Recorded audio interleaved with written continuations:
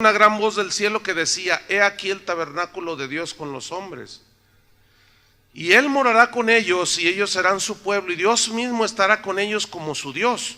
Enjugará Dios toda lágrima de los ojos de ellos.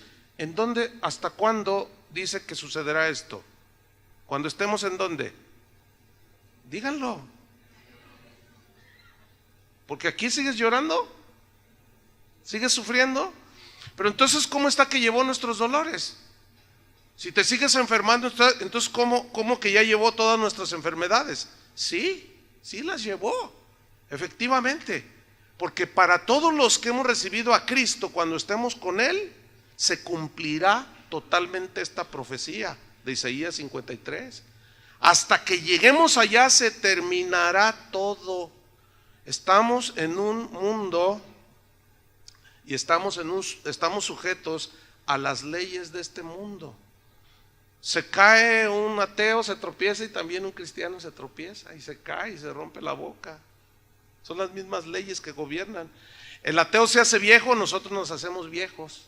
Al ateo le duelen las rodillas porque se hizo viejito, también al cristiano le duelen las rodillas porque se hizo viejito.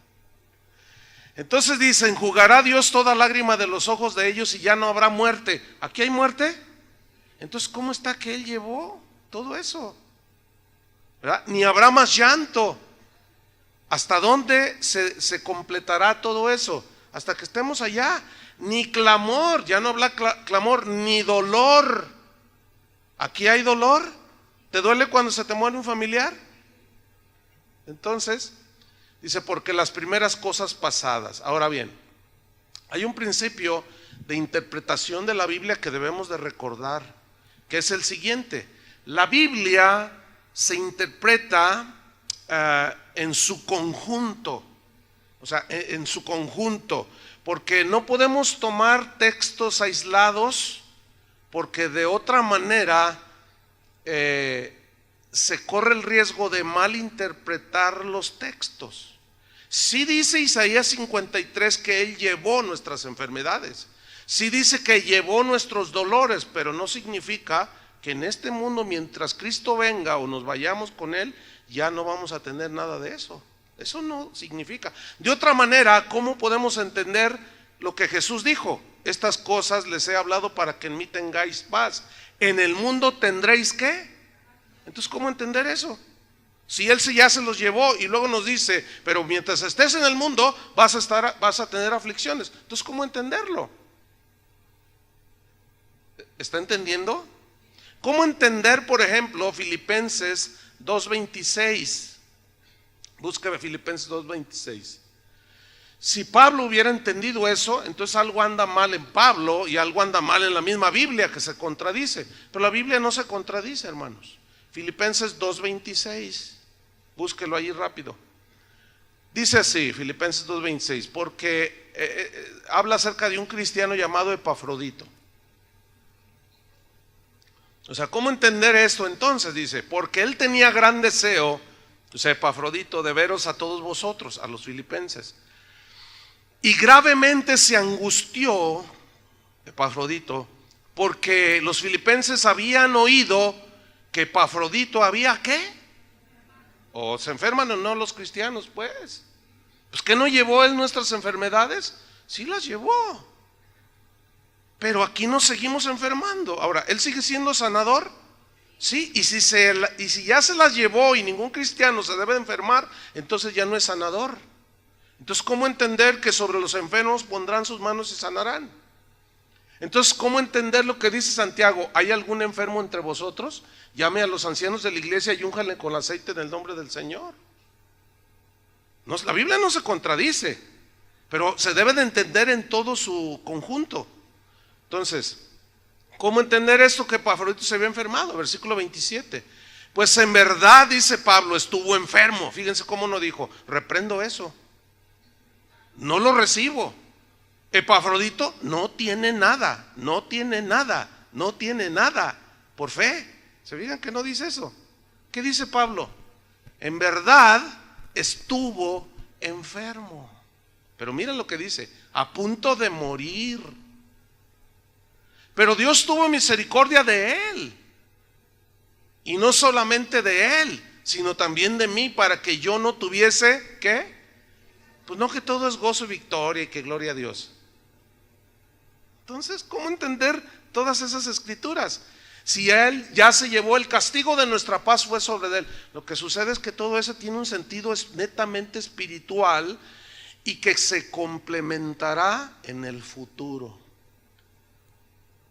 Por ejemplo, mi papá ya está con el Señor, se murió hace unos años. Él ya no tiene llanto ni tristeza, ya no se enferma, ya no llora, ya no se preocupa, ya no se angustia, ya no le cobran la renta, ya está feliz allá.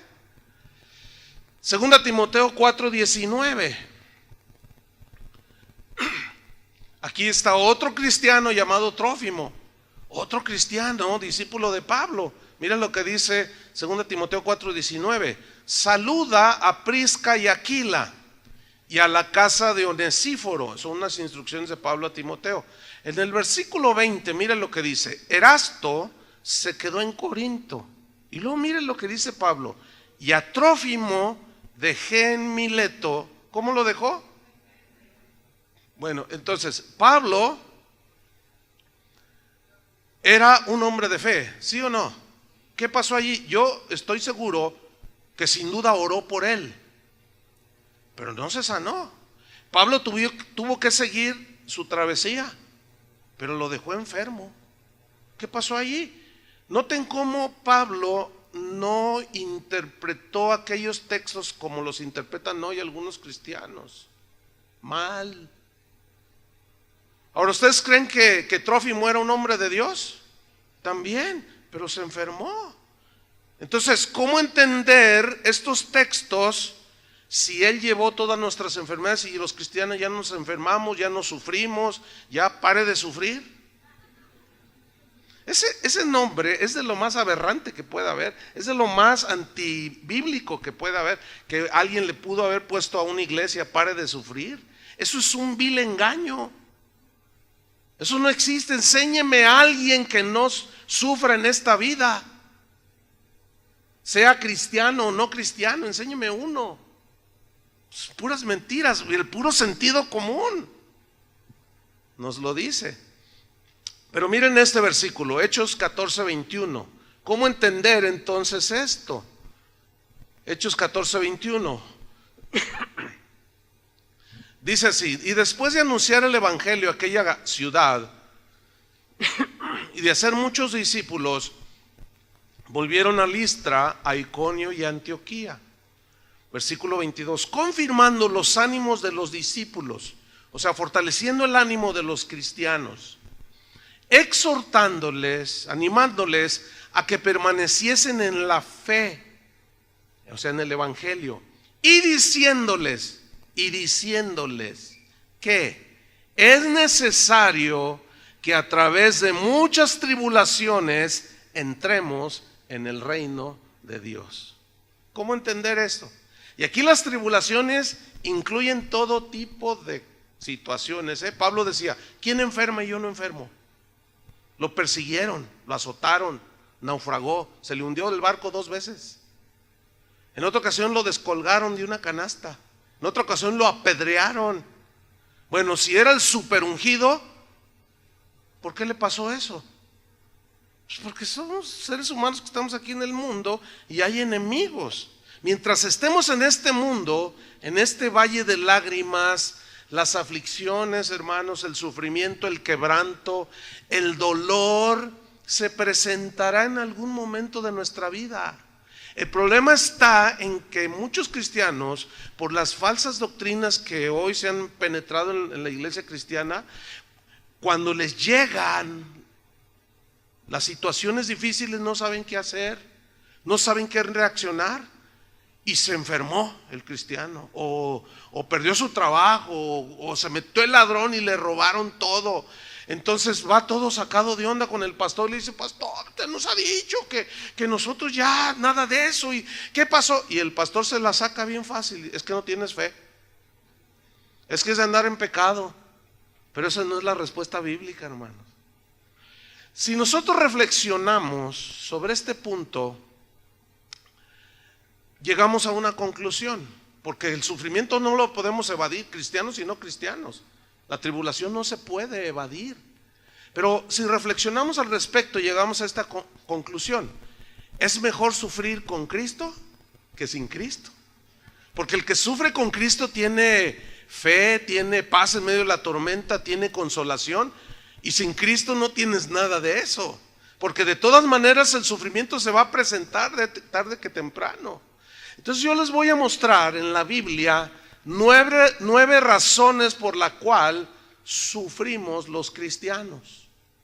9. Y hay más, pero nada más les voy a recetar 9. Con eso creo que les va a quedar bien claro que Isaías 53 no se interpreta de esa manera, que Él llevó y que llevó nuestros dolores, nuestras enfermedades, y que por lo tanto ya nada de eso nos debe tocar. Eso no es verdad. Vamos a ver. Vamos a la primera razón del por qué sufrimos los cristianos. La primera razón es porque vivimos en un mundo imperfecto. ¿Alguien lo duda? Vivimos en un mundo convulsionado, afectado por el pecado. Vivimos en un mundo afectado por la maldad. Por eso, precisamente por eso, Jesús habló de edificar nuestras vidas sobre la roca. Porque vivimos en un mundo muy inseguro. Vamos a ver Mateo 7:24. Y aquí está la primera revelación al respecto, que muy pocos, no sé por qué, no la alcanzan a ver. Pero vamos a tratar de explicarlo hoy. Mateo 7:24. Esta es la primera razón. Porque el mundo es un mundo imperfecto y por eso debemos de edificar nuestras vidas en la roca. Mateo 7:24.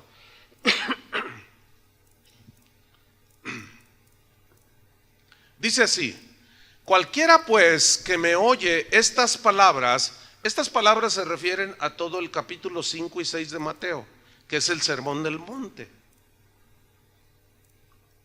Dice que me oye estas palabras y las que las hace, o sea, son los creyentes. Aquí está hablando del creyente, ¿sí? Que oye y las hace, le compararé a un hombre prudente que edificó su casa sobre la roca. Ahora, note el versículo 25. Está hablando del creyente que oye y hace lo que Jesús dijo. Y es un hombre prudente que edificó sobre la roca. Ahora versículo 25. Mira lo que le viene. ¿Descendió qué? Lluvia. Y vinieron ríos. Y soplaron vientos. Y golpearon contra aquella casa. Y no cayó, porque estaba fundada sobre la roca. El hecho de ser creyentes no significa que los lluvias, ríos y vientos que dan con fuerza y que golpean, esos 3 elementos simbolizan los problemas de la vida, hermanos. ¿Lo entienden o no?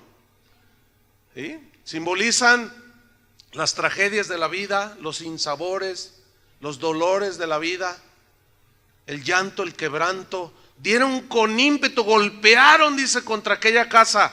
Pero ¿qué sucedió? No cayó. ¿Por qué? Porque estaba fundada sobre la roca. ¿Quién es la roca? Es Cristo. Y el material con el que edificamos es su palabra misma. Ahora fíjense el versículo 26. Pero cualquiera que me oye estas palabras y no las hace, o sea, no las hace porque no cree. Entonces aquí es el no creyente, ¿sí? O el desobediente también. Pero cualquiera que me oye estas palabras y no las hace, le compararé a un hombre insensato que edificó su casa sobre la arena. O sea, no tiene fundamento. Ahora quiero que noten el versículo 27. Y descendió lluvia, vinieron ríos y soplaron vientos y dieron con ímpetu contra aquella casa y cayó, y grande fue su ruina. ¿Están notando que al creyente y al no creyente le vinieron lluvia, ríos y vientos? Más claro que eso no puede ser, ¿o no? Entonces Isaías 53 es verdad, porque es algo bíblico, pero eso se cumplirá totalmente cuando estemos con el Señor en el cielo. ¿Cuántos tienen planeado ir todavía? con el Señor. Pero mientras estemos aquí, escúchenme bien, van a venir los vientos, los ríos, los tsunamis, literales y espirituales, van a venir y van a golpear, tarde o temprano, golpearán tu casa, soplará fuerte.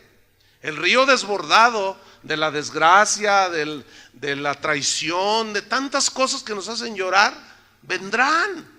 Ay, no, te reprendo, pastor, te ato, cancelo tus palabras. Todas esas cosas son puras supersticiones, hermanos. No confiese negativo, no confiese. ¿Cómo confesar? ¿Eso es confesar negativo? Entonces el negativo es Jesús.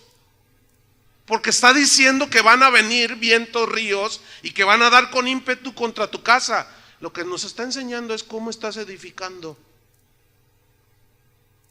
Por eso dijo, en el mundo tendréis aflicciones, pero confíen, dice, yo he vencido al mundo. Pero tienes que ver cómo edificas tu casa, porque tarde o temprano llega el dolor. Yo sé que esto no les gusta. A la gente le gustaría más que le enseñaran cómo, qué sé yo, cómo ganar todo el mundo y cosas de esas le gusta a la gente. El problema es que a toda esa gente que le enseñan eso, cuando viene la tragedia, cuando viene el llanto y el dolor, cuando se desborda y el tsunami los arrastra, no saben qué hacer esa gente. Pobre gente. Esa es la primera razón, porque vivimos en un mundo imperfecto. Cristianos y no cristianos vienen y dan con ímpetu, pero ¿cómo estás edificando? Ese es el punto. La razón número 2 del por qué sufrimos es por causas naturales del deterioro del cuerpo humano. Eso es natural. ¿Se acuerdan cuando estaban jóvenes? ¿Sí? No, pues todavía, pues, joven de corazón, pues sí, nomás de corazón. Mire 1 Timoteo 5:23 lo que dice aquí.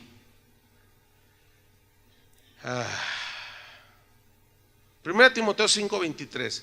Pablo le dan una instrucción, un remedio a Timoteo. Y mire qué versículo dice: ya no bebas agua. El agua de Palestina hasta la actualidad es mala. ¿Sí? Aunque le hagan tratamientos, es mala para beber. Dice: ya no bebas agua, sino usa un poco de vino por causa de tu estómago y de tus frecuentes, ¿qué? Bueno, entonces, ¿cómo está eso? ¿Cómo está eso? ¿Qué le sucedió a Timoteo? Timoteo, por lo que se ve en otros versículos, aparentemente era un hombre débil de constitución física. ¿Sí? Entonces él padecía del estómago, su digestión no era buena. Es muy probable que sufría estreñimiento o extrañamiento, como quiera usted decirlo. Y tener estreñimiento es algo bien doloroso. ¿Por qué? Porque la digestión no se le completaba. ¿Por qué? Bueno, hermanos, vivimos en un mundo imperfecto. Este cuerpo, por causa del pecado, ciertamente envejece, se deteriora. El otro día, hace una semana, estaba hablando con una hermana de aquí que ha de tener, no sé, 90 años. Me dice: ay, pastor. Yo le dije: ¿cómo está? Dice: ay, pastor, dice, me duelen los tobillos, me duelen las rodillas, me duele la espalda, me duele la cintura, me duelen los hombros, ay, el cuello, todo me duele. ¿Por qué? Y le dije: ay, abuelita, pues usted ya está bien ruquita. Ay, pastor, siempre bromeando. Le digo: mire, pues todo por servir se acaba. ¿O qué quiere estar como una jovencita aquí brincando y danzando y todo el asunto? Digo, pura lógica, no les estoy diciendo nada fuera, ninguna revelación profunda. Cuando naciste y te empezó a crecer el pelo, algunos ya ni tienen. Otros, pues, ¿qué te duele a ti? A ver. A mí me duelen mucho las piernas de estar parado. Y cuando termino de aquí, no estoy ahí, reprendo en el nombre de Jesús, reprendo el dolor. ¿Cómo voy a reprender? Pues es natural que si estoy parado desde las 6 de la mañana y hasta las 3, 4 de la tarde, es natural que me duelan las piernas, ¿sí o no? Y no está ahí, demonio de dolor, demonio de puras tonterías son esas, hermanos. Entonces escuchen bien, el cuerpo por naturaleza se deteriora. ¿Cuántos usan lentes? Pues veo un buen número. Pues yo tengo que usar. Ya no tengo la vista de un jovenazo así. No. Aunque me operé, puedo ver de lejos. Veo aquellos números y veo el que está durmiendo allá. A ver, despiértate. Pero estos lentes tienen aquí una graduación que solamente son para leer, porque ya los necesito para leer. Hermanos, y eso nos hace sufrir, ¿sí o no? Fíjense, un hermano se enfermó del corazón. Entonces me mandó un correo así preocupado y me dice: oye, pastor, ¿qué opinas? Fíjate que pues lo operaron y todo el asunto. Y me dice: pero estoy preocupado porque el doctor me recetó que me tomara un vaso pequeño de vino tinto. Dice, porque eso es bueno para el corazón. Y dice, y la Biblia dice que los borrachos se van a ir al infierno. ¿Ven cómo confunden todo? Entonces Timoteo se va a ir al infierno. ¿Qué pasó allí? Aquí le está dando un remedio. ¿Conoce remedios? Por ejemplo, yo ahorita ando un poco mal de la garganta. ¿Conoce un remedio? Me van a llover los remedios. Pues los reprendo a todos. Porque él ya llevó mis enfermedades. A ver, entonces, ¿cómo entender eso? Pues de tanto hablar, oiga, el instrumento que yo más uso es la voz. Y de tanto wiri wiri, pues se desgasta la voz. Julio, ¿te enfermas de la voz, de la garganta? Sí. ¿Qué pasa ahí entonces? Lo que pasa, hermanos, es que tenemos que ser bien realistas por causas naturales, y eso trae dolor, sufrimiento. Yo he estado enfermo en ocasiones en que me han tenido que hacer cirugía, en otras Dios me ha sanado. O sea, el hecho de que sea en un futuro que se complementará Isaías 53 no significa que no oremos. Yo no estoy diciendo eso. Oramos por los enfermos y sanan, pero a veces no sanan. Y el enfermo, cuando lo está, sufre. ¿No es cierto? ¿Han estado alguna vez enfermos? ¿Sufres? Esa es otra razón. La tercera razón por la que sufrimos los cristianos es por la maldad de la gente. La maldad de la gente. Vamos a 2 Timoteo 4:14. 2 Timoteo 4:14. Yo les voy a leer este versículo en la versión Palabra de Dios para Todos. Pero en síntesis usted lo verá, es lo mismo. 2 Timoteo 4:14. Pablo le está dando una instrucción a Timoteo. Y miren lo que le dice. Dice, Alejandro, así se llamaba este hombre, el herrero, en su Biblia dice el calderero, pero el herrero pues hace calderas, ¿no? Entonces, Alejandro, el herrero, me trató muy mal. Así dice aquí. En su versión dice, me ha causado ¿qué? Muchos males que afligieron a Pablo. No da detalles. Pero luego el Señor aquí en esta versión dice aquí el texto, el Señor lo castigará por lo que hizo. ¿Cómo dice en la versión de ustedes? El Señor le pague conforme a sus males. O sea, hay gente mala que nos hace sufrir, ¿sí o no?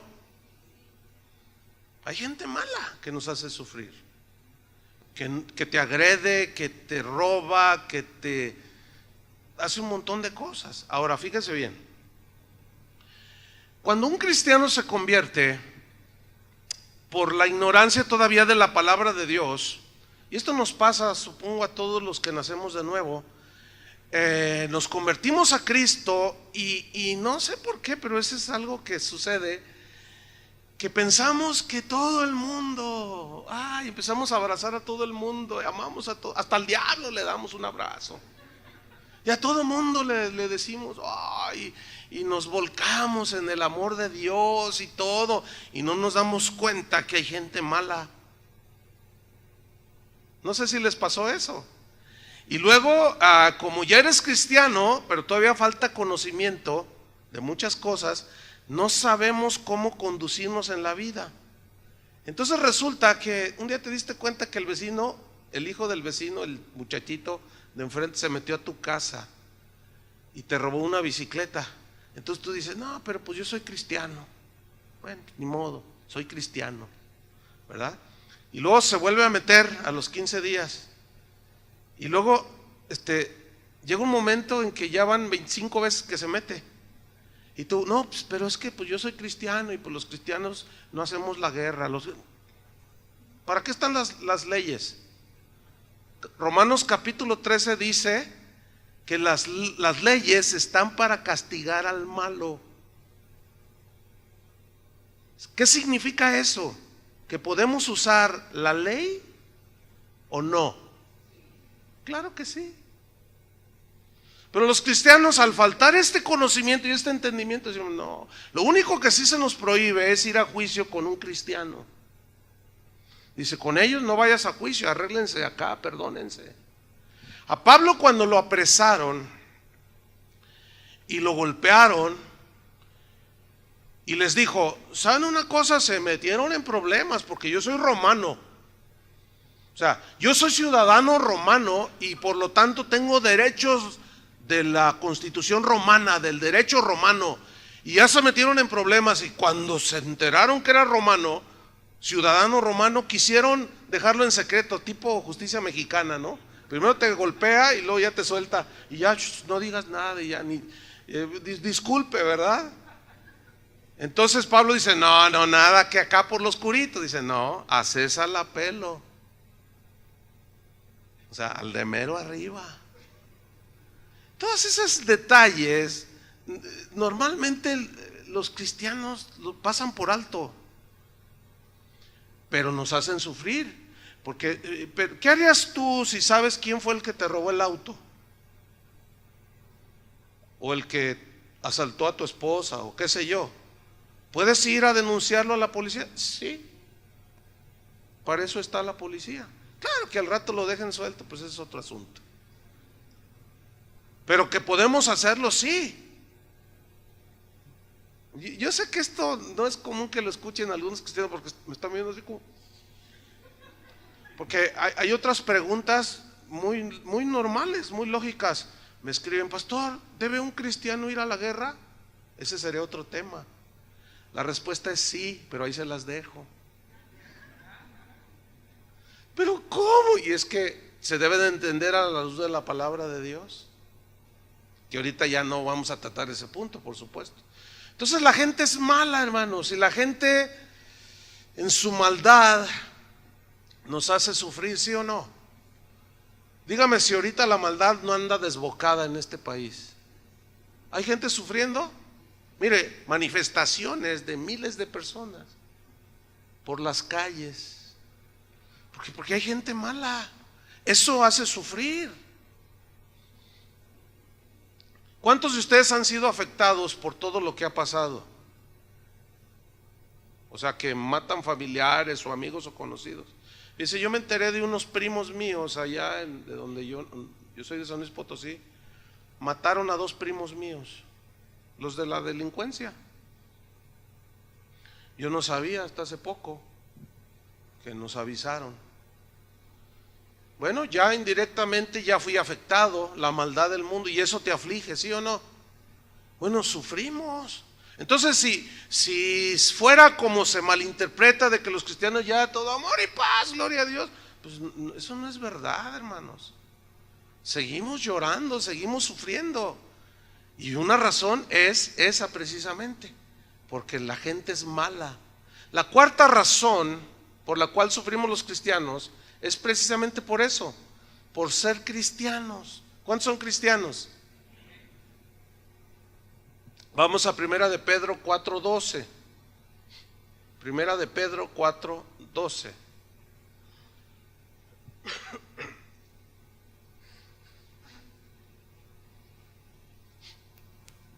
Dice así, voy a leer. ¿Cuál es la cuarta razón? Por ser cristianos. Dice así, Primera de Pedro 4:12. Amados, mira cómo lo dice Pedro, amados, no se sorprendan del fuego de prueba que os ha sobrevenido, como si alguna cosa extraña os aconteciese. Quiero subrayar la frase fuego de prueba. ¿Cuál era el fuego de prueba a la que se refiere Pedro aquí? Aquí era la persecución por ser cristianos. Ustedes saben que Nerón le echó la culpa a los cristianos del incendio de Roma. Ellos no fueron, fue él mismo el que le prendió y le echó la culpa a los cristianos, simplemente porque los odiaba. Mira, muchos cristianos de una manera muy idealista, muy inocente, creen que porque se convierten ya todo el mundo los va a amar. Es al contrario, hermanos. No, llegan diciéndole a la gente, ya me convertí, ya no fumo, ya no le pego a mi esposa, así como para decir, ya acéptenme todos. Y resulta que dice, ya no me quiere mi suegro, ya no me quiere mi mamá, ya no me quiere ni mi esposa, ya ni mis hijos me quieren. ¿Qué está pasando, pastor? Porque eres cristiano. ¿Qué cosa, no? El otro día hablaba con una persona, un varón. Me dijo, pastor, ore por mí. Dice, estoy sufriendo mucho. Dice, mire, la verdad es que antes de ser cristiano yo engañaba a mi esposa. Y justo me predicaron el evangelio. Y yo entendí que estaba haciendo muy mal en engañar a mi mujer, a la cual amo mucho, y a mis hijos. Dice, pero pues yo andaba con otra mujer. Entonces me convertí, me arrepentí y dejé toda, corté con esa relación. Entonces mi esposa me empezó a ver que yo había cambiado y me preguntó, oye, ¿qué te pasa? Tu cambio es bien notable. ¿Qué estás haciendo? ¿Qué? Dice, entonces yo con todo el gozo y la alegría le dije, es que ya soy cristiano. ¿Cómo cristiano? ¿Y qué te enseñaron de niño? No, pues me reenseñaron una religión. No, pero es que ya soy cristiano ahora y ya me arrepentí de todos tus pecados. Pues si tú no eras malo, le dice, tú eras un buen hombre. Dice, eso es lo que tú creías. Ah, ¿no eras un buen hombre? Dice, no. ¿Cómo? Pues ¿qué hacías? Tenía otra mujer, le dijo, pero ya me arrepentí. Y él se lo dijo en buena onda. La esposa lo abandonó y los hijos andan rondando por ahí y está sufriendo él. Fíjense qué cosas, ¿no? Y me dice, pastor, hay veces que me paso toda la noche llorando porque yo la amo a ella y amo a mis hijos. ¿Por qué me está pasando esto? Entonces le digo, ¿cuánto tienes de cristiano? 2 meses, me dijo. Entonces, pues yo me tomé el tiempo y hablé con él y le expliqué, ¿verdad? Le expliqué que por qué y cómo enfrentar todo eso y que era parte de la conversión. Y yo le dije, ¿y qué vas a hacer? Me dijo, no, yo no voy a dejar al Señor. Ayúdeme a orar para que mi esposa recapacite y me perdone. Le dije, ahí sí podemos orar. Y era un joven que estaba llorando cuando me estaba diciendo eso. Estaba sufriendo. Fíjese, ahora por ser cristiano, ¿verdad? Y ese sufrimiento viene en esa manera, pero también puede venir en otras. Entonces Pedro dice, no se sorprendan del fuego de prueba que os ha sobrevenido, como si alguna cosa extraña os aconteciese, lo cual significa que es común que aunque seas cristiano, enfrentes sufrimientos y tribulaciones. ¿Lo están entendiendo? Pero no les está gustando.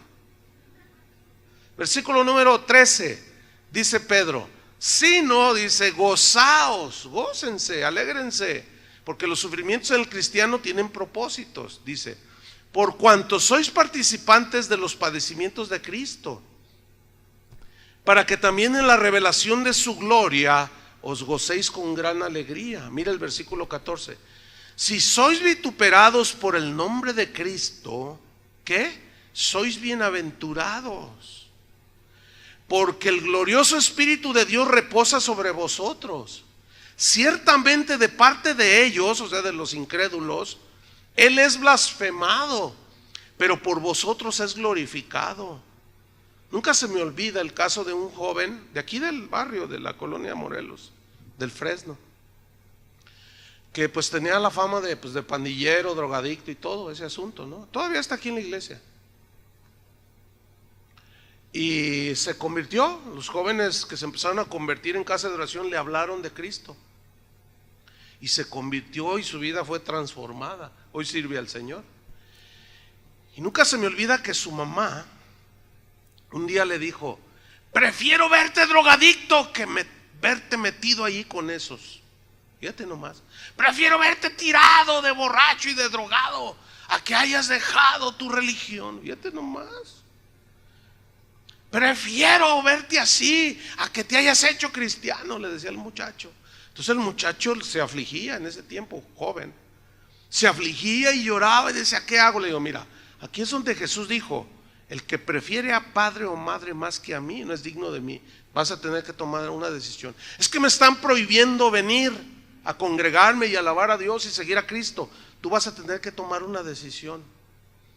Entonces dice: yo voy a seguir a Cristo. Pero eso te va a producir, ¿qué? Sufrimiento, dolor. Su papá lo llegó a golpear. Su mamá les decía a todos ahí en el barrio un montón de cosas del muchacho. No es cierto que ha cambiado, es un mentiroso. Y eso le trajo, ¿qué? Tribulación, ¿verdad? Entonces imagínate que yo le digo: no, tú reprende eso. ¿Reprende qué? O sea, reprender se entiende que eso no me va a pasar a mí. Hermanos, ¿qué dice la Biblia? ¿Qué dice Pedro?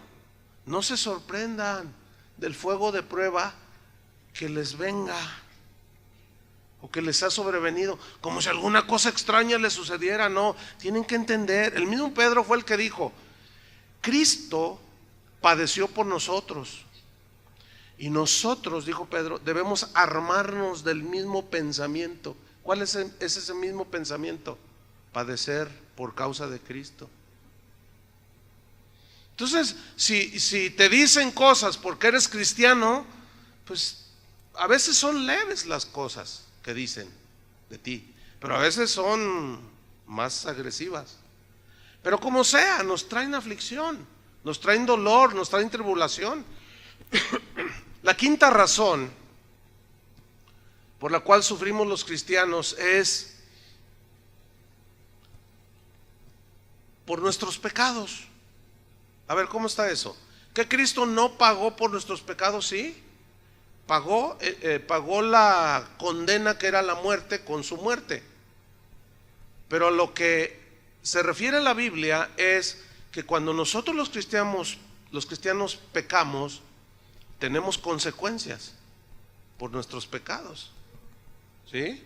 Vamos a leer allí mismo en Primera de Pedro, pero en el versículo Primera de Pedro 4:15, allí mismo está la quinta razón, que es por nuestros pecados. Dice: así que ninguno de vosotros padezca como homicida, o ladrón, o malhechor, o por entrometerse en lo ajeno. Pero si alguno padece como cristiano, no se avergüence, sino glorifique a Dios por ello. Fíjate lo que está diciendo aquí: que ninguno padezca de una manera inútil, por decirlo de una manera, sin propósito, por ladrón. Mire, yo me he encontrado a gente que realmente es cristiana, nacida de nuevo, pero que cometieron pecados. Fíjense, ayer, justamente después de la reunión, se presentó una persona. Me dijo: pastor, dice, yo conozco al Señor desde jovencita, o sea, hace como 30 años, me dijo. Y yo siempre caminé con el Señor, pero hubo una tentación en mi vida y decidí hacer lo que me estaba sugiriendo la tentación, que era meterse con un hombre casado que la pretendió, y ella sabiendo que era casado, fíjense, cristiana.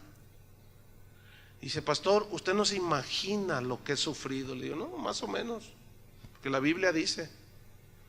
Dice, pero ¿cómo terminar con esto? Le dije, bueno, ¿cómo está con esa relación? Todavía estoy con él. No, es que todo se me ha volteado, es que, y lloraba. Pero sí soy cristiana. Le digo, mire, como no la conozco, no lo puedo dudar, pero por ciertas cosas que me dijo, yo asumí que sí es nacida de nuevo, pero está en un pecado. Entienden que Dios no puede y nunca va a aceptar.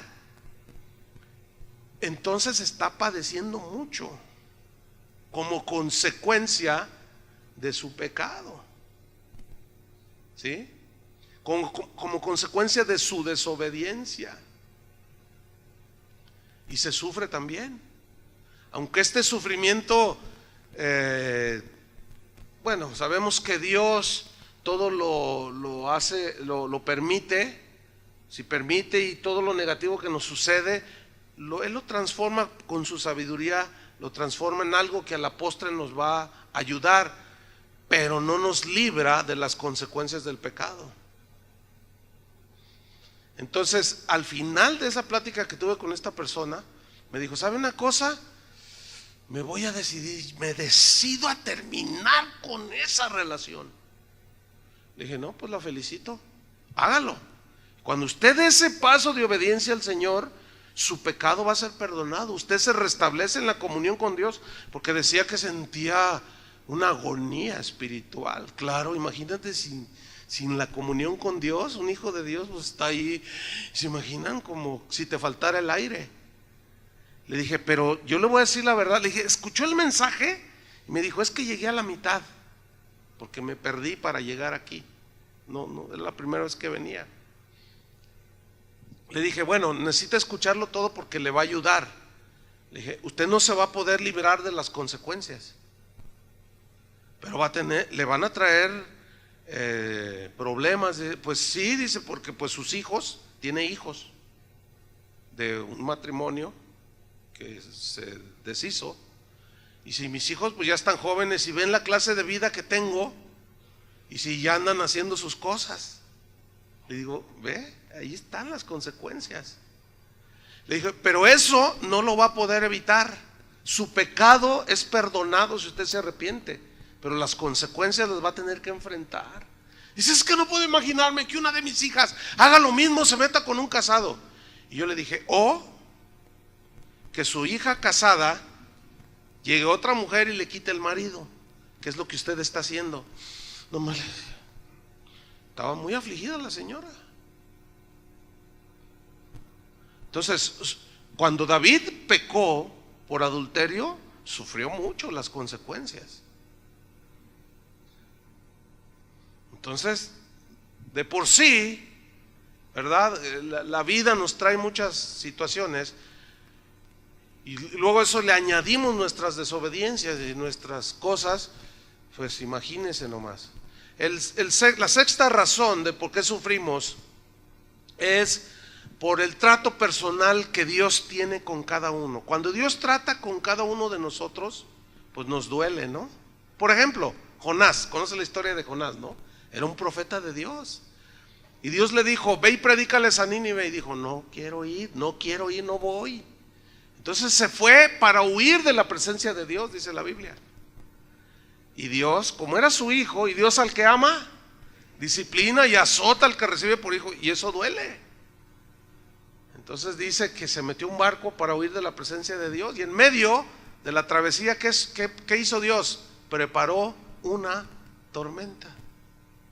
Lo que dijo Jesús, ¿se acuerdan? Para tratarlo, para tratar su desobediencia. Entonces él le dice al capitán, tírenme al mar, porque yo sé que por causa mía está pasando esto. Y lo toman y lo echan al mar, y dice que Jehová tenía preparado un gran pez que tragase a Jonás. O sea, mientras no se arrepentía, Dios seguía tratando con su hijo. Imagínate ser tragado por un pez. Esa es una situación en la cual trae sufrimiento, ¿no? Y trae dolor, pero por un trato personal. Miren cómo trató Dios con Pablo. Vamos a 2 de Corintios, capítulo 12. Segunda de Corintios 12, versículo 7. Vamos a ver cómo trató Dios con Pablo. Y este trato, bueno, pues, nos trae sufrimiento, nos trae tribulación, etcétera. Segunda de Corintios 12, versículo 7. Bueno, el contexto es que Pablo está narrando una experiencia que tuvo, que se fue al tercer cielo y vio cosas y oyó cosas que nadie había oído antes. Entonces él está narrando, pero él dice algo muy interesante en el versículo 7. ¿Ya lo tiene? Segunda de Corintios 12, 7 dice: y para que la grandeza de las revelaciones no me exaltase desmedidamente, me fue dado un aguijón. ¿En dónde? En mi carne. ¿Sí? La mayoría de los teólogos afirman que era una enfermedad. Dice, un mensajero de Satanás. Dios permitió, dice, que me abofetee. La palabra abofetear en el griego significa traspasar con un objeto puntiagudo. Entonces por eso se entiende que era una enfermedad en su cuerpo. Dice, para que no me enaltezca sobremanera. Fíjense qué interesante. Pablo sabía que él tenía una debilidad, que él era propenso al orgullo, que él fácilmente se le subía a la cabeza la soberbia y el orgullo. Por eso él mismo lo escribe y él mismo dice, para que la grandeza de las revelaciones no me exaltasen, me fue dado un aguijón. Y ese aguijón, hermanos, le dolía. Ese aguijón que le traspasó su carne y que lo hirió, lo afligió y lo metió en tribulación y lo tiró al piso. Y él sabía que Dios había permitido esto para que no me enaltezca, dice, sobremanera. Ahora, Pablo reconocía que él batallaba con el orgullo. Escúchame bien, todos los hijos de Dios, ¿cuántos son hijos de Dios? Todos tenemos cosas con las cuales luchamos. Pablo, el orgullo era una lucha que él tenía. Otros, los celos. Otros, la avaricia. Otros, la envidia. Otros, el resentimiento. Yo no sé cuáles son las cosas que tú tienes como debilidades, que te pueden arrastrar, pero Dios las va a tratar. Y eso te va a causar dolor, te va a causar aflicción, te va a doler.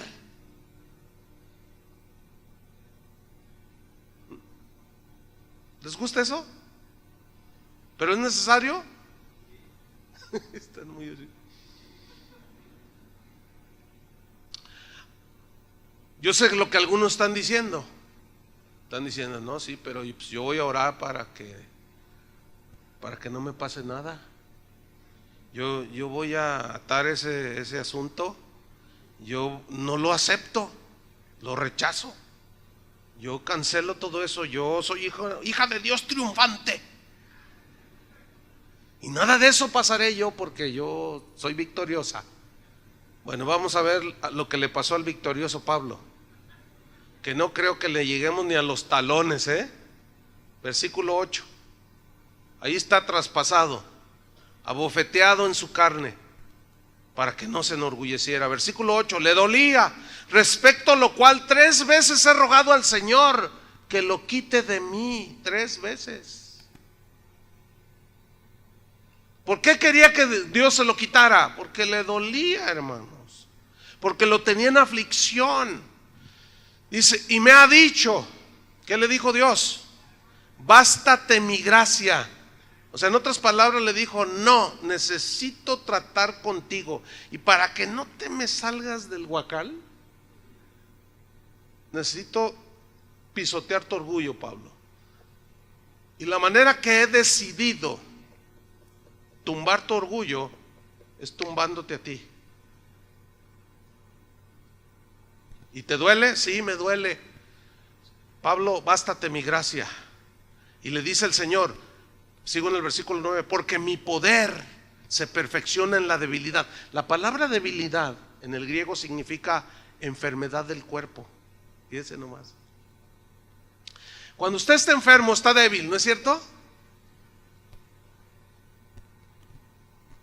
Con un simple dolor de cabeza que usted traiga, se siente débil y lo que quiere es acostarse y se siente todo desganado, débil. Entonces dice, mi poder se perfecciona en la debilidad. O sea, cuando tú te sientes ya débil, que no estás tú atenido a tu sabiduría, a tus propios recursos. Dice, por tanto, dice Pablo, él recibió esta revelación. Por tanto, sigo en el versículo 9. Por tanto, dice, de buena gana me gloriaré, me gozaré en mis debilidades, para que repose sobre mí el poder de Cristo, por lo cual, por amor a Cristo, me gozo en las debilidades. Dice, en afrentas, en necesidades. ¿Qué más? En persecuciones, en angustias. ¿Ven cómo no está diciendo no recibo esto? ¿Ven cómo no está diciendo él ya llevó todos mis dolores, ya llevó todas mis aflicciones? ¿Qué pasó con Isaías 53, Señor? Me estás fallando. ¿Verdad que no está diciendo eso? Porque Pablo entendía que eso se dará hasta que lleguemos al cielo. Mientras aquí podemos tener salud, pero a veces se cae la salud. Podemos tener una bonanza económica, pero al rato se puede acabar.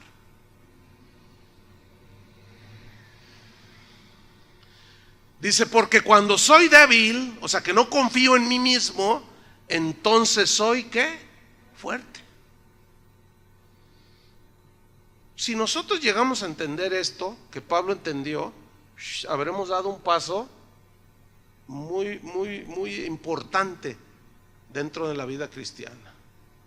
¿Por qué? Porque cuando los vientos den con ímpetu contra tu casa y venga la aflicción y el dolor, como sea, por hombres malos, por lo que sea, tú vas a estar bien sólido, ¿entiendes? Tú vas a decir, esto va a pasar. Tú vas a pedir la fortaleza del Señor. ¿Se acuerdan que el Salmo 23 dice, y aunque ande en valle de sombra de muerte, no temeré mal alguno? Esa frase, y aunque, aquí sí le aunque, porque dice, y aunque ande, significa, y a pesar de que ande en valle de sombra de muerte, no temeré mal alguno. No dice que nunca va a pasar el valle de la sombra y de la muerte. Dice que cuando vaya en él, cuando esté en él, no temeré mal alguno. O sea, todos los escritores de la Biblia entendían lo que todos entendieron. Los cristianos de hoy, casi muy pocos entienden eso. Que aunque ande, entonces tengo que pasar. Pues eso es lo que enseña la Biblia. Pues yo me resisto, todavía dicen algunos, es posible. No, es que a mí me enseñaron a decretar. Bueno, siga decretándole.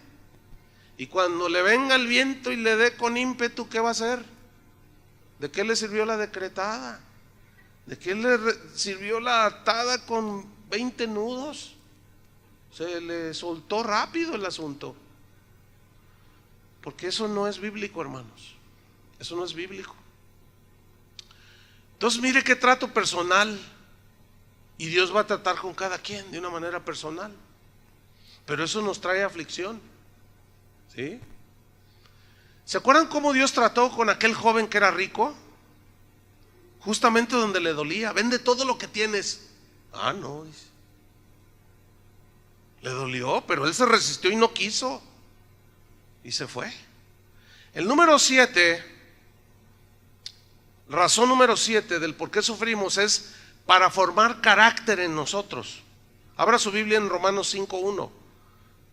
O sea, Dios permite eso, o sea, quiere formar el carácter de Cristo en nosotros, pero esto produce aflicción, produce dolor. Dice Romanos 5:1: justificados pues por la fe, ¿qué tenemos? paz para con Dios por medio de nuestro Señor Jesucristo. O sea, hay paz con Dios porque ya fue saldada la cuenta de pecado. Dice, por quien también tenemos entrada por la fe a esta gracia, en la cual estamos firmes, y nos gloriamos en la esperanza de la gloria de Dios. ¿Qué significa esto? Nos gloriamos que un día vamos a estar en la eternidad con Dios, con su gloria, en su gloria. Nos gozamos por eso, porque algún día todo se va a acabar. Pero luego mira lo que viene el versículo 3. O sea, piensa en el futuro eterno, pero luego entra en la realidad en el versículo 3. Dice, y no solo esto, o sea, me glorío en el futuro que viene increíble para nosotros, sino que también nos gloriamos en, ¿qué dice? En las tribulaciones que son presentes, sabiendo, y este verbo es muy importante, sabiendo, en el griego significa entendiendo, teniendo la información requerida, sabiendo que la tribulación produce, ese verbo producir habla de dar un fruto, ¿sí? Produce algo que es bueno para nosotros. ¿Qué produce según aquí? Paciencia. Paciencia en el griego significa aguante sólido. Aguantar de una manera firme y sólida, pero con alegría. ¿Qué? Las pruebas, las aflicciones de esta vida. Porque tenemos una esperanza que nadie nos va a quitar, que es estar con Él allá en el cielo, donde Dios enjugará toda lágrima. Ya no habrá más llanto, ni tristeza, ni dolor, porque todo eso pasó. Pero mientras aquí, Dios tiene que formar el carácter de su Hijo y formarnos sólidos para que cuando vengan estas cosas nosotros resistamos con solidez. Y la tribulación produce ¿qué? Entonces, paciencia, que es un fruto, ¿sí? Y la paciencia produce ¿qué? Prueba. Y la prueba, esperanza.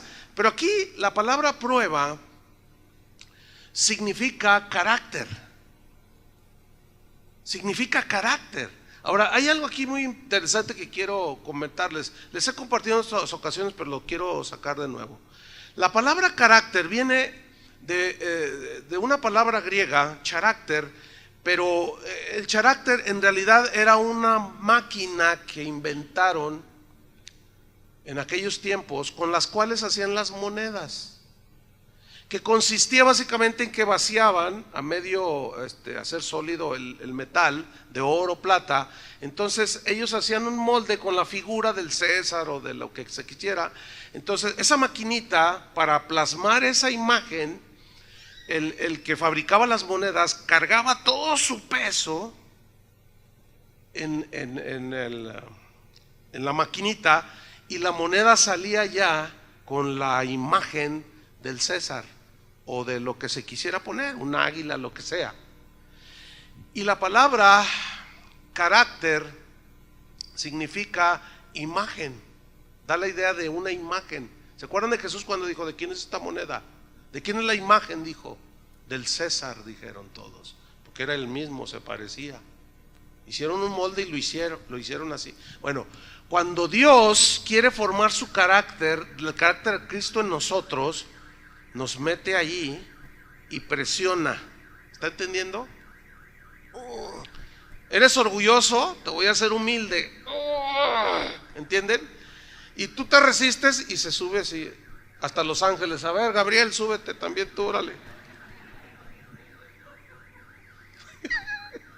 Y el arcángel Miguel llega y se para encima. Y está brincando allí. Y tú te resistes, pero el Señor te quiere ser paciente, perdonador, justo, generoso. Quiere formar su carácter en nosotros. Entonces mira cómo toma sentido el versículo. Dice que nos gloriamos en las tribulaciones, sabiendo que la tribulación produce paciencia, la paciencia carácter. Y el carácter te hace sólido para tener esperanza. Y la esperanza no avergüenza. ¿Cuál es nuestra esperanza final? Que un día allá en el cielo se va a acabar todo. ¿Están entendiendo? Porque el amor de Dios ha sido derramado en nuestros corazones por el Espíritu Santo que nos fue dado. Entonces el amor de Dios nos sella. Y por amor a Él, y con paciencia y con carácter, soportamos todo, porque sabemos que esto es pasajero. Pablo decía que esta leve tribulación momentánea produce en nosotros un eterno peso de gloria. ¿Por qué decía momentánea? Porque no se puede comparar 70, 80 años que vive un ser humano con toda la eternidad. Por eso es algo como un soplo. Hay una historia a la par de la historia bíblica que habla que cuando a Pedro lo llevaban al martirio, recuerdan que lo crucificaron de cabeza.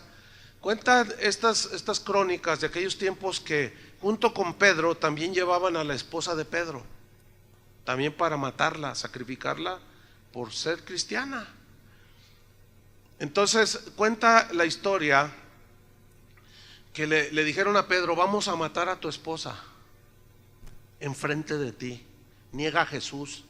Y él dijo: no, ni lo sueñes que voy a negar.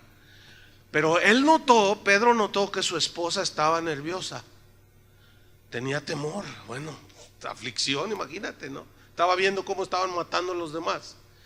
Y dice esta crónica histórica a la par, por allí yo lo leí en un documento muy antiguo,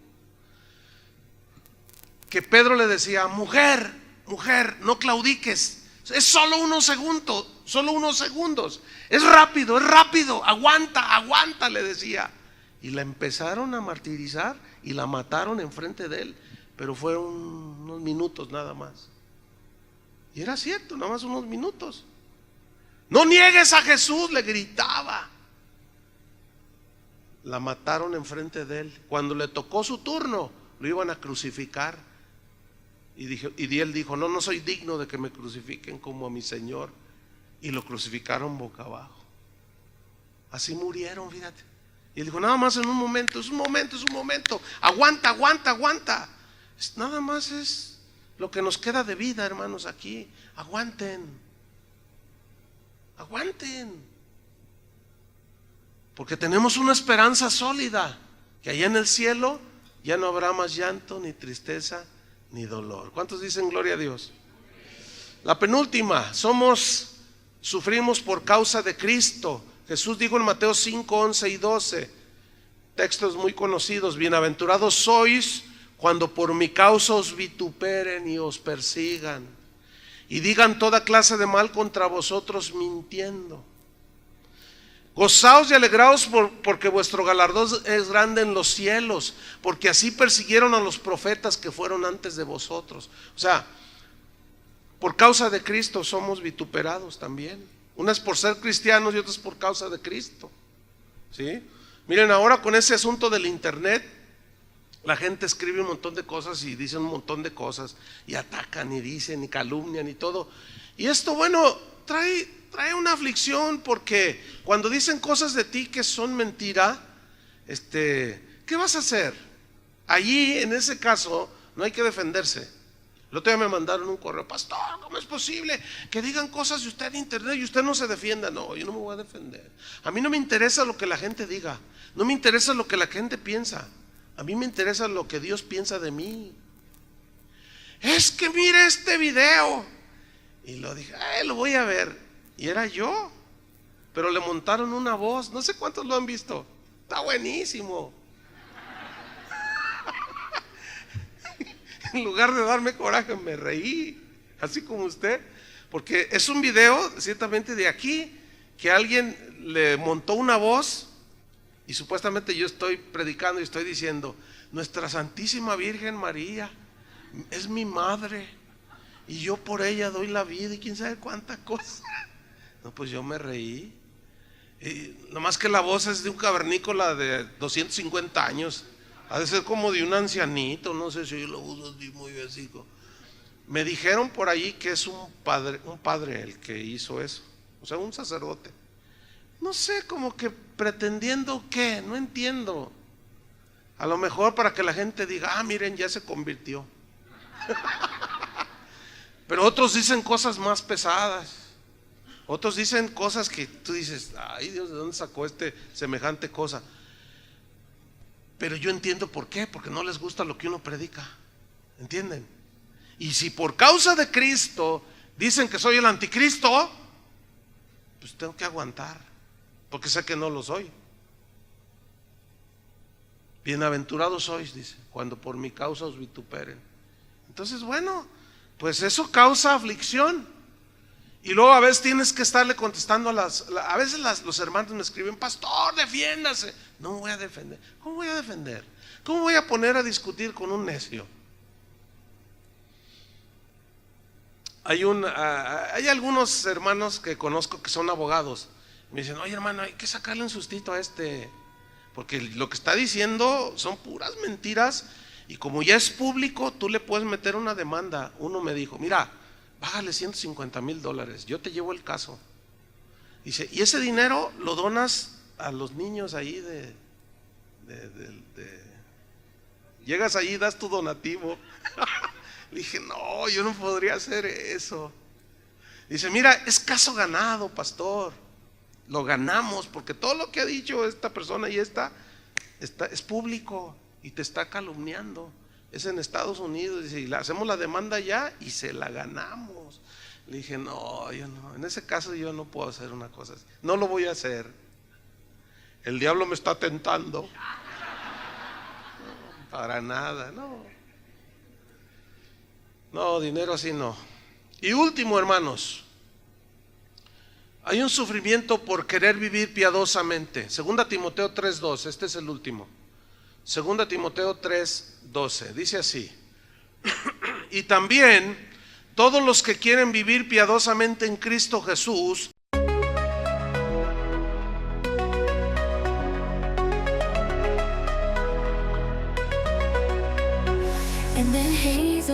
dreams, I wander through the night, lost in a sea of stars where your whispers take flight. Electrified emotions, they dance around my heart in this digital garden where we never have to part. Shadows blend with colors as the beat sets me free. Every note a memory, every rhythm you and me. Echoes of you in synth waves.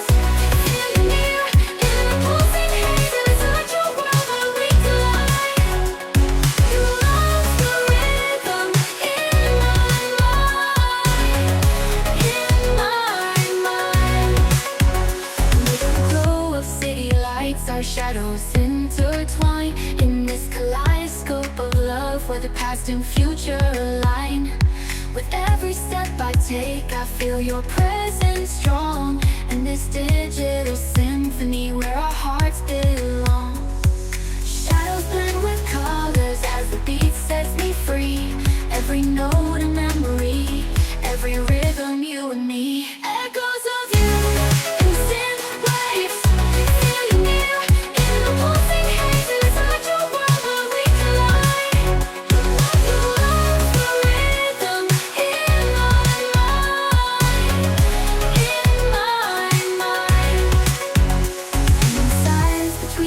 I find your voice. In the flicker of the lights I see your choice. Together in this dream we'll never fade. In the echoes of our love we'll always stay. Echoes of you in synth waves. Feel you near in the pulsing hazes of your world where we collide. Your love's the rhythm in my mind. Music fades away in the quiet of the night. Your echoes stay with me in the softest synth light. In this digital garden where our love resides. In the echoes of you, I'll always confide. As the music fades away in the quiet of the night, your echoes stay with me in the softest.